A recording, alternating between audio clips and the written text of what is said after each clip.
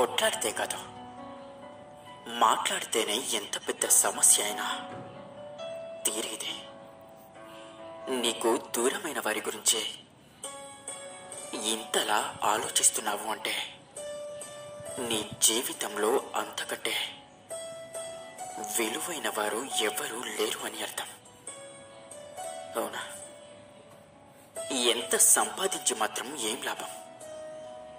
కనీసం నీ బాధ చెప్పుకోవడానికి కూడా ఎవరు నీకు తోడుగా లేనప్పుడు డబ్బు ఎంతైనా సంపాదించండి, కానీ ఆ డబ్బుతో పాటు మనుషులను, వారి యొక్క మనసులను కూడా సంపాదించుకోండి. అప్పుడే మీరు ఆనందంగా జీవించగలరు. గుర్తుంచుకోండి, నీకు కష్టంలో సాయపడిన వాళ్ళని, అలాగే ఆకలిలో కడుపు నింపిన వాళ్ళని ఎప్పటికీ మర్చిపోకు. నిన్ను ప్రేమించే వారిపై నువ్వు కోప్పడినా సహిస్తారేమో, కానీ వారు చెయ్యని తప్పుకి నువ్వు నిందిస్తే మాత్రం వారు మిమ్మల్ని ఎప్పటికీ క్షమించరు.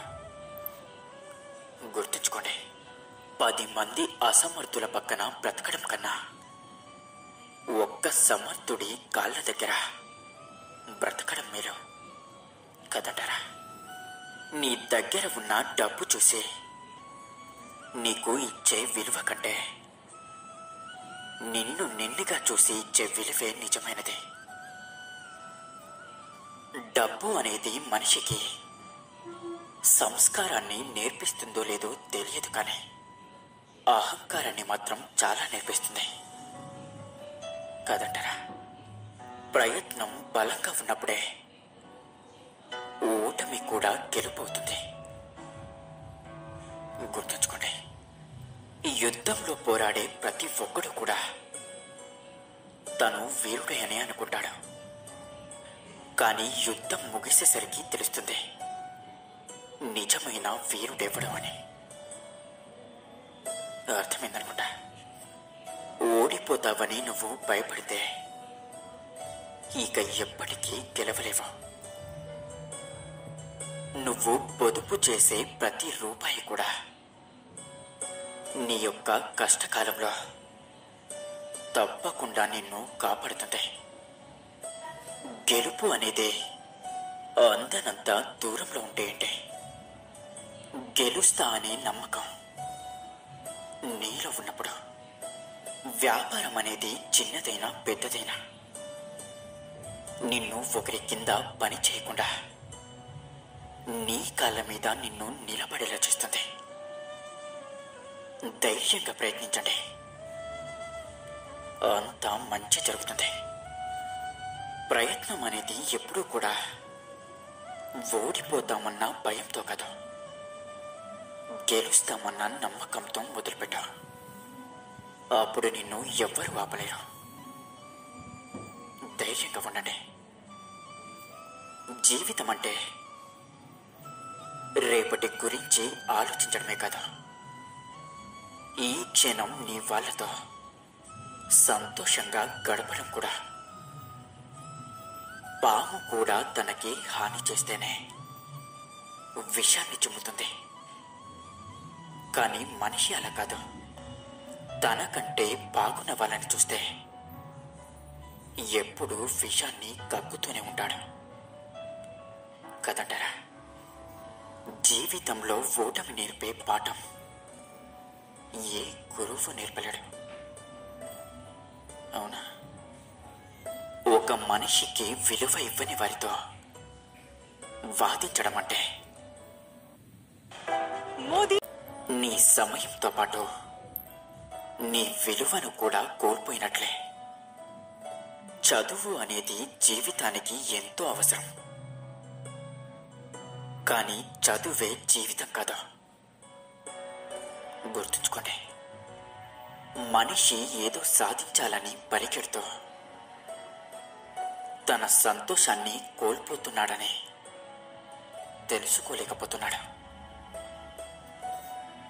సాధించడం ముఖ్యం కాదు, దాని నుండి వచ్చే సంతోషమే ముఖ్యం. సంతోషమే లేనప్పుడు సాధించి మాత్రం ఏం లాభం? మీరే ఆలోచించండి. పడిపోయిన ప్రతిసారి నిలబడడం నేర్చుకో. అలాగే ఓడిపోయిన ప్రతిసారి గెలవడం నేర్చుకో. విశ్వాసంతో ఉండండి. అప్పుడే మీరు దేన్నైనా సాధించగలరు. ధైర్యంగా ఉండండి. నువ్వు చేసే పనిని గౌరవించు. ఎందుకంటే ఆ పని నీ ఆకలి తీరుస్తుంది కాబట్టి. వైకల్యం ఉన్న వారిని ఓటమి ఆపలేకపోతుంది. కానీ అన్నీ ఉన్నా నువ్వు మాత్రం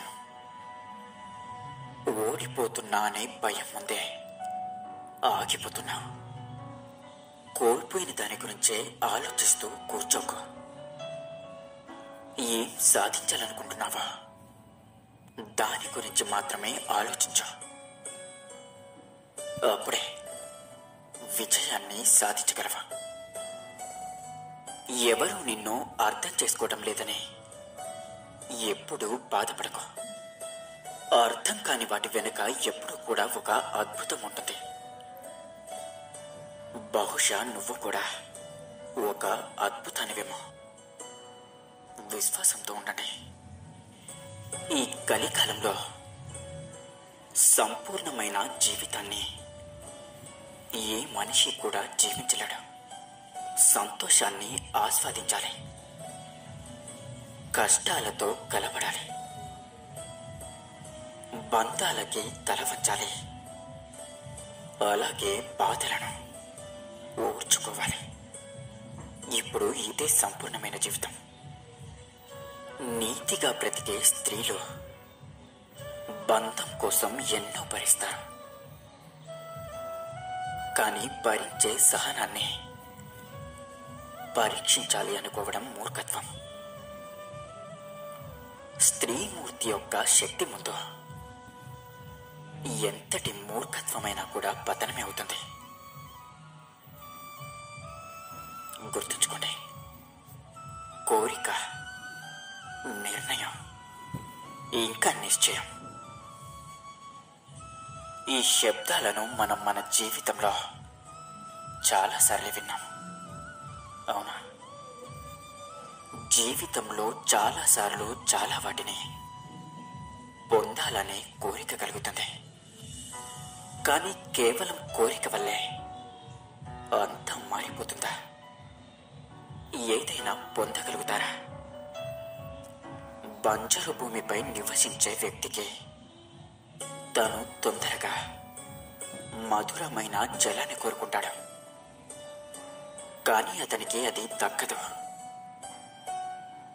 ఎవరైతే బావిని తవ్వాలని నిర్ణయించుకుంటారో వారికి భూమిని తవ్వటానికి గుణపం దొరుకుతుంది. ఇక ఏదైతే నిశ్చయించుకుంటారో వారికి ఎప్పుడో ఒకప్పుడు మధురమైన జలం తప్పకుండా లభిస్తుంది. అందుకే జీవితంలో కోరిక మాత్రమే ఉంటే సరిపోదు. నిర్ణయించుకోండి. దాని తరువాత నిశ్చయించుకోండి. అప్పుడు అన్నీ దొరుకుతాయి. ఇక అందరూ ప్రేమతో ధ్యానించండి. రాధా కృష్ణ. ఈ ఇన్ని మంచి సూక్తుల్లో మీకు ఏ సూక్తి నచ్చిందో కింద కామెంట్ చేయండి. అలాగే ఇలాంటి మరిన్ని వీడియోస్ కోసం వీడియోని లైక్ చేసి మన ఛానల్ని సబ్స్క్రైబ్ చేసుకోండి. ధన్యవాదాలు.